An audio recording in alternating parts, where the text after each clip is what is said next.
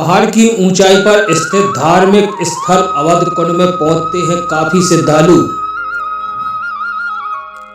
छतरपुर जिले के चंदला 6 से लगभग 2 किलोमीटर की दूरी पर शोर शराबा से दूर पहाड़ के ऊंचाई पर जंगल के बीच स्थित धार्मिक स्थल जिसे अवध कुंड के नाम से जाना जाता है।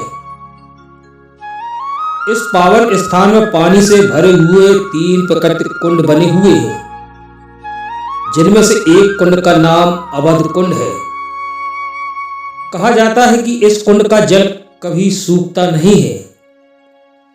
चाहे जितना भी सूखा पड़े, कुंड में पानी बराबर बना रहता है और इस कुंड का जल एक तरफ से मीठा और दूसरी तरफ खारा है। इस कुंड के बारे में मान्यता कही जाती है कि इसका पानी पीने से गैस की बीमारी ठीक हो जाती है। इसी कुंड के बगल में दूसरा कुंड है जिसमें लोग स्नान करते हैं। दूसरे कुंड के बारे में मान्यता है कि इस कुंड में स्नान करने से चर्म रोग में राहत मिलती है। इस पावन स्थान में हजारों की तादाद में श्रद्धालु पहुंचते हैं। खास तौर पर शिवरात्रि के दिन यहाँ जन सहयोग से विशाल भंडारा होता है। इस पावन स्थान में भगवान शंकर, पार्वती, राधा कृष्ण, हनुमान जी के मंदिर एवं कबीर दास का मंदिर बना हुआ है। इस स्थान के बारे में किंवदंतियां कही जाती हैं कि भगवान राम जब वनवास में थे तब इस स्थान में ठहरे थे। बात कुछ भी हो, लेकिन प्रकृति की मनमोहक छटा के बीच स्थित इस स्थान में पहुंचकर मन को एक अलग ही सुकून मिलता है। जन सहयोग से इस स्थान को विकसित करने का कार्य निरंतर जारी है। शिवरात्रि के पावन दिन के साथ साथ नवरात्रि, जन्माष्टमी, मकर संक्रांति के दिनों में भी श्रद्धालुओं की काफी भीड़ रहती है।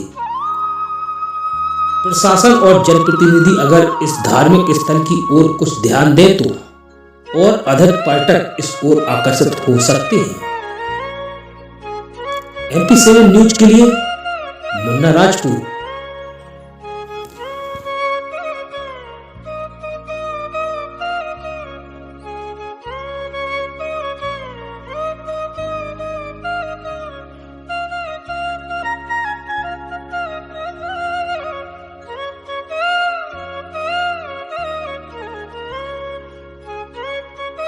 इसकी महत्व ये है कि पहले यहाँ की चित्रकूट यहाँ ही रहे थे। यहाँ से फिर अवध कर चले गए हैं, अवध कर गए हैं कि हम फिर से लौट कर वापस आएंगे। कौन? चित्रकूट बाबा।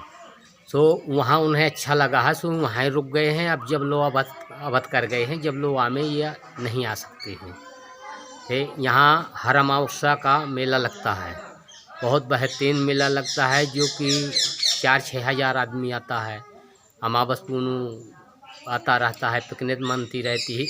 इसका कुदरती जल है, जो कि ये जल है तो अपने यहाँ पे निकलता रहता है। थोड़ा सा इतना महंगा है, उससे पानी निकलता है। इसकी पानी में बड़ा अच्छा है। जो गैस बनती होगी तो गैस भी मतलब सही हो जाती है इसके पानी पे में।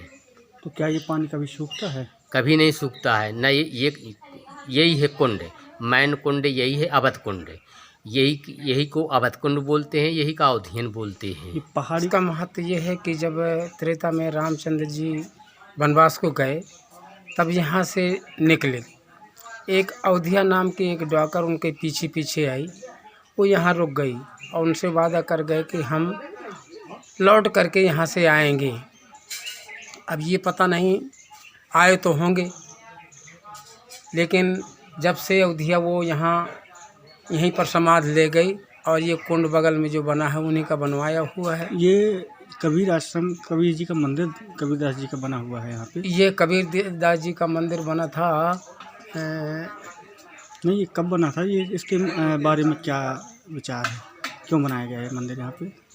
यहाँ पे मंदिर बनाया गया, ऐसा हम तो नहीं थे, एक दूसरा संत थे, लेकिन ये बनाया गया इसलिए कि जो कि ये सभी स्थान बने हुए थे तो सभी मतलब कुछ लोगों ने कहा कि एक कबीर स्थान यहाँ बनना चाहिए।